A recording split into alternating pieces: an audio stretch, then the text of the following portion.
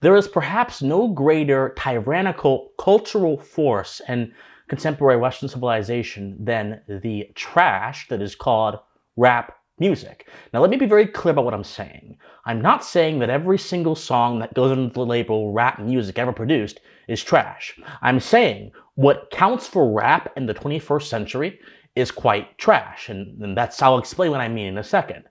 But I say that it's a tyrannical cultural force because I want to emphasize one part of the problem here. If we look at Western civilization, and particularly if you look at America, the country that I live in, we have significant cultural ills that are produced by certain ideas. Remember this, every single bad thing that happens in the world was born from someone's mind. Ideas literally produce things. We have massive drug addiction, massive mental illness, amongst Gen Z, people in my generation. We have a lot of other issues as well. We have gang violence in inner cities. We have other things that are really bringing down the ability for a lot of people to pursue human potential. And while I will not blame rap music entirely on this issue, I will say that if you have an unhealthy culture that is guided by unhealthy ideas, you will get unhealthy outcomes. And even if rap music is not to fault for any of these issues, it at the very least is not helping. And that is part of the issue that we have here today. I oppose rap music, or what goes for rap music in our modern era, on three simple grounds that I shall elaborate throughout the video. Number one, I oppose it on the grounds of beauty. I think that rap music defies a proper understanding of beauty as it relates to art, because rap goes under the category of art, or at least its advocates will say it does. But something cannot be art, truly, if it does not at least meet a standard of beauty. I will go into that. Secondly, I oppose rap because, as I mentioned before in my intro, I believe we need a cultural revival in the United States, one that will fertilize the minds of souls in this civilization with good ideas that will then enable them to produce good outcomes, or enable them to produce and pursue healthy means. And so I believe that if we're going to get there, we have to oppose rap on those grounds as well. And then second, it kind of goes into this human growth. I do not believe that rap music, as it stands right now, enables people to pursue their fullest version of themselves. Now, whereas I oppose rap on the grounds of beauty, cultural revival, and human potential, rap itself is constituted by three principles: sex, money, power.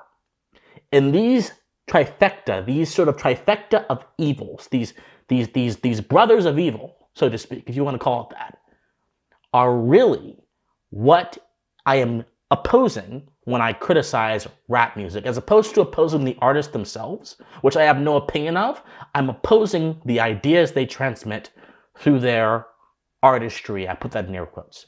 Now, in order to demonstrate this point, I have to actually go ahead, and this is probably be made into a meme, I know, this probably make people laugh. I have to actually go ahead and read some of the examples of rap promoting sex, money, and power that I find so egregious. And so I shall read from the lyrics from particular songs. I'm not playing the actual music because I don't want a copyright strike, because I understand that this is not going to make me a friend of those who are in the rap industry. They will absolutely go after me. But I'm going to actually read samplings from the lyrics of songs that either charted the topped the charts, or, most importantly, were quite famous amongst the youth and were quite ubiquitous throughout society amongst Gen Z. So I'm going to read from four songs that will explain, I think, hopefully divulge a little bit why I see that sex is connected to sex, money, and power. Let's start with a song by DaBaby, which is really just a ridiculous name, called Suge. So he starts the song off by saying, "The pack in the mail, it's gone. She likes how I smell, cologne. I just signed a deal." Now, so far, this sounds okay. He's confident. A woman is interested in his confidence. Okay, this could be a virtuous thing. But then in the next stanza, he goes on to say, "The first nigga play, I'ma body a nigga." Oh, by the way, if you have kids, shield their ears. I don't want them hearing this stuff. "The first nigga play, I'ma body a nigga. Ha. I just checked my balance. I'll probably pull up to your hood and come buy me a nigga. No cap." So he's serious. So he's going to kill someone, and he's going to engage in some kind of slave trade, from what I'm reading. I don't know. You know that your hoe told you that nigga crazy. Don't think that she lied to you, nigga, bitch. I'm being vulgar for a reason, because all of you need to understand the truth. The truth is not going to be presented to you through censors and through airbrushed depiction of the problem. The problem must be stripped naked. The emperor must be naked so you can all see his flaws. The emperor must have no clothes for the problems to be fixed. That's just one example. This song was not only quite popular, it hit the top of the charts. Barack Obama literally put this song on his top 100 or so favorite songs of a particular year. So this song has immense cultural influence. Now, let's go to No Problem by Chance the Rapper. Oh, and by the way, all the things that we see in that song by DaBaby, we see the power. Power is very much on display. If you have the confidence that you are going to kill someone because you don't like them, and that will attract people to like you, your ethic is not going to be anything substantive. It's not love. It's not mutual affection. Two concepts which are actually the sort of enabling bonds of human civilization. It is instead power and domination. So we see that ethic on display with DaBaby's thing, his stuff, whatever it's called. Now, Chance the Rapper, who was a very famous rapper, wrote a song called No Problem. And this was actually very popular. I remember it being played in my college. Very popular.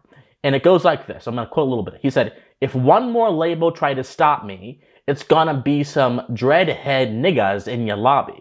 You don't want no problems. Want no problems with me, bitch.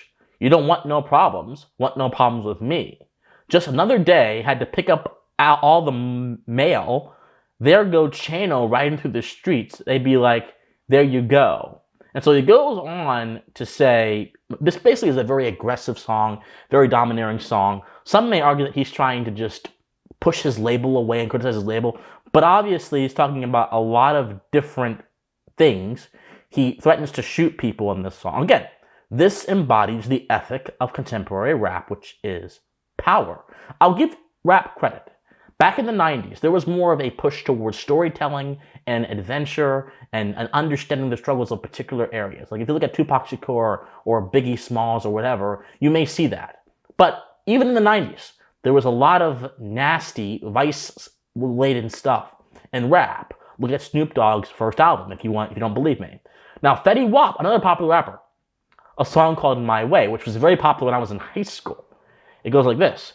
"Baby, won't you come my way? Got something to say. Can't keep you off my brain." So at first you're like, okay, he has a fascination with a love interest. Nice stuff, right? But then the next line says, "But first off, I'ma start by saying this. A, all headshots. If you think you could take my bitch. A, and I'm too turnt when I shoot. Swear I won't miss." Again, sorry for cursing so much, but the truth has to be seen. Again, that domination, that power is the ethic of all these songs. I'll get into why that's bad in a second, but you guys have to see this, okay? Now, Pound Town is another song that actually came out this year that Ben Shapiro did a hilarious reading of. And I'm not going to read, I'm actually going to censor myself. This is pretty vulgar. But this is a very popular song, has millions of views that I've heard played on the streets all the time in nice neighborhoods. It's called this. So she says this. "I'm out of town, thugging with my rounds. My private area, my vagina is pink, and her orifice that goes on her butt is brown. Where the niggas, I'm looking for the hoes. Quit playing, come suck a B-word's toe." So there's obviously some foot fetishism going on here as well. And this song is basically just vulgar sex, pure materialism, nothing redeeming, nothing that gives you fruit or punishes you. Just temporal pleasure, there's a pursuit of hedonism, nothing going on. And it talks about how Pound Town, she left Pound Town and the man had sex with her. Again, power. We're seeing power in sex also. The relationship between sex and power can't be discounted. Because in contemporary rap music, the relationship between sex and power is actually, it's not even a relationship. It's almost like a whole union. The sex that they're talking about is a part of that power exchange within the songs. And you can kind of see this in the famous WAP by Cardi B, which we all know. Many of you probably know that, unfortunately, where she talks about her gynecological problems, but she also talks about as well the kind of social roles that she refuses to undertake. So I'll read a little bit from WAP. She says, "Tie me up like I'm surprised. Let's role play. I wear a disguise." I'm not wearing disguises. We can be creative. That's fine. "I want you to park that Big Mac truck right in this little garage." So we're seeing euphemisms now, okay? "Out in public, make a scene. I don't cook. I don't clean. But let me tell you, I got this ring." So what she's really saying is that she doesn't really offer much to the relationship except material pleasure. Because I think that if you're in a relationship, you should offer something of value to your partner, or else it's not a relationship.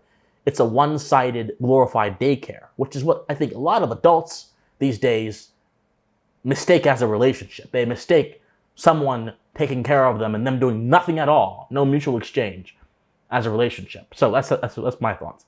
These are all very popular songs, all very prominent songs. These songs have had an immense impact on music and the direction of rap music. These songs have made millions of dollars for record producers, and they have lined the pockets of people like Cardi B and other folks who push this stuff. And the only question I have is, what do you get from this? Beyond feeling powerful, beyond maybe a little bit of a laugh, how does your life benefit from this? See, sex, money, and power, all of those things are fleeting and temporal. And really, all of those things, let's talk about this, are tools. Sex is, in a sense, a tool. It can be good or bad if it is undertaken with consent.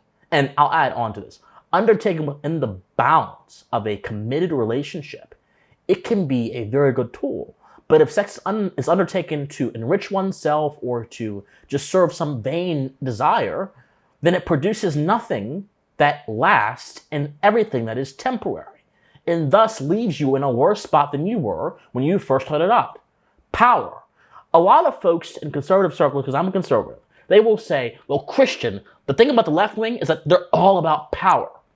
Are you sure? Because I assume that you would want your side to have power too, right? See, the thing is, that statement assumes that power is a value proposition, that power for the sake of power actually means something. It doesn't. Power is merely a tool that can be wielded in a good way or in a bad way. And the entire aim of political philosophy is to discuss and discover the proper domains of political power. And my political philosophy, obviously, is that political power should be limited and confined by first principles that go beyond the realm of man and are in the transcendent realm of nature. That's how I see it. But regardless, power is not by itself anything but a neutral tool. And money can be used for good or for bad. And yet, rap music, contemporary rap music, worships at the altar of this kind of stuff.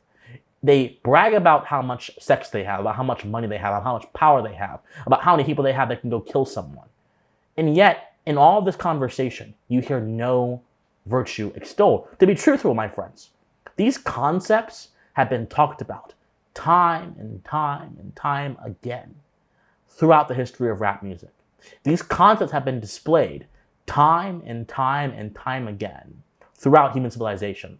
There's nothing new, nothing beneficial to actually talking about these issues in this way. There's no evolution, there's no progression.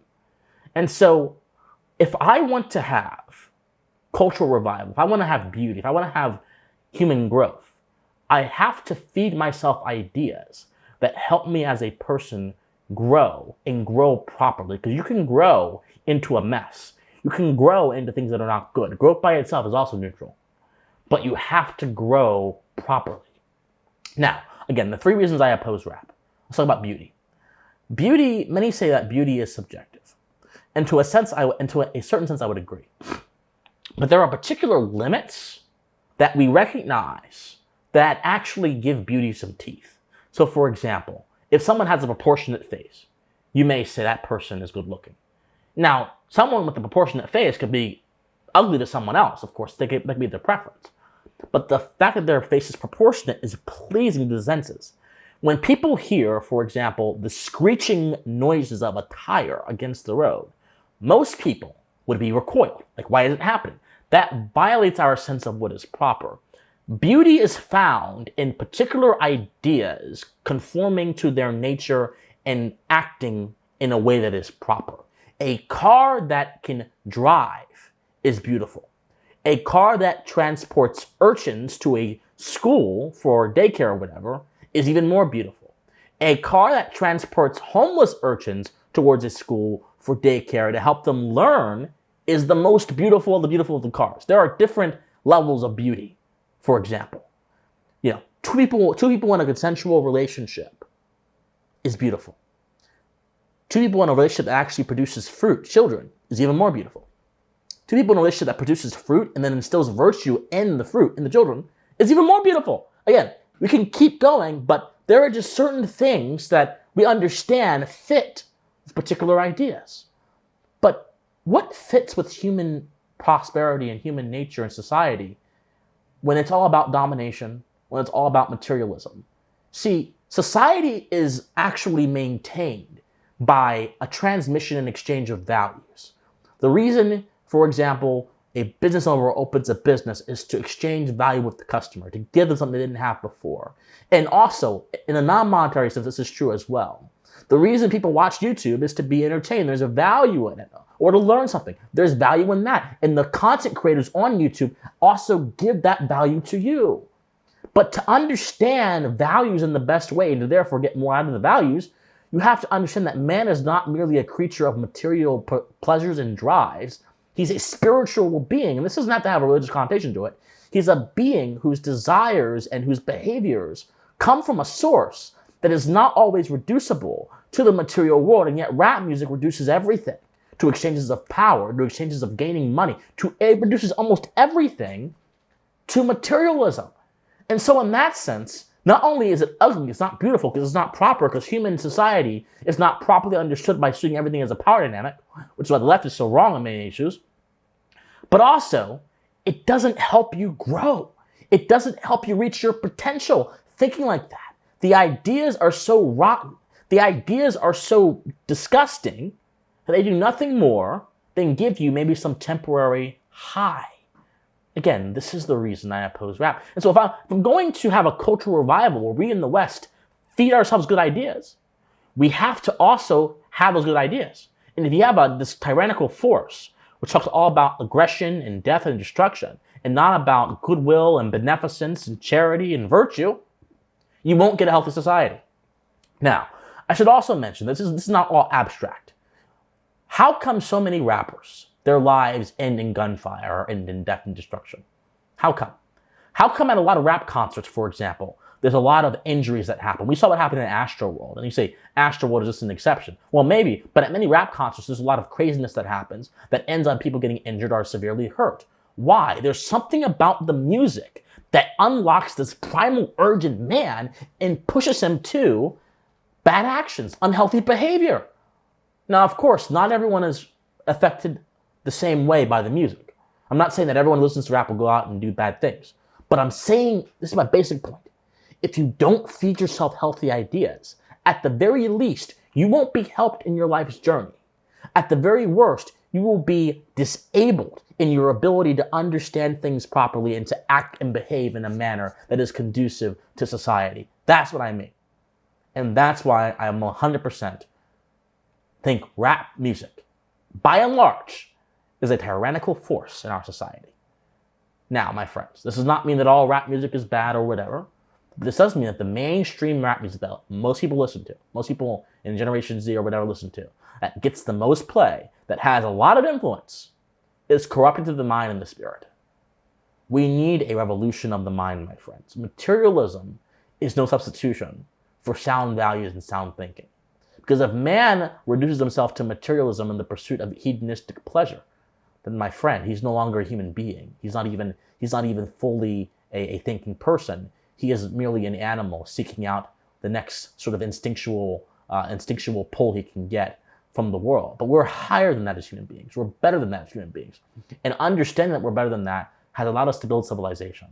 And I think that if we want to continue to build a healthy civilization, we have to throw out certain ideas and certain habits and certain forces that are unhealthy for us. And that's why I humbly submit to you that rap music, as it stands right now in our contemporary period of time, should be abandoned by all thinking people and all people who wish to build a better life for themselves. My friends, I love you guys so much. If you love me, like this video, comment on this video, share this video, subscribe to this channel. I love you guys so much, and please stay pensive. Also, join my Discord in the comments down below, my Discord, my locals, all that kind of stuff. Stay pensive, guys. I love you. Bye-bye.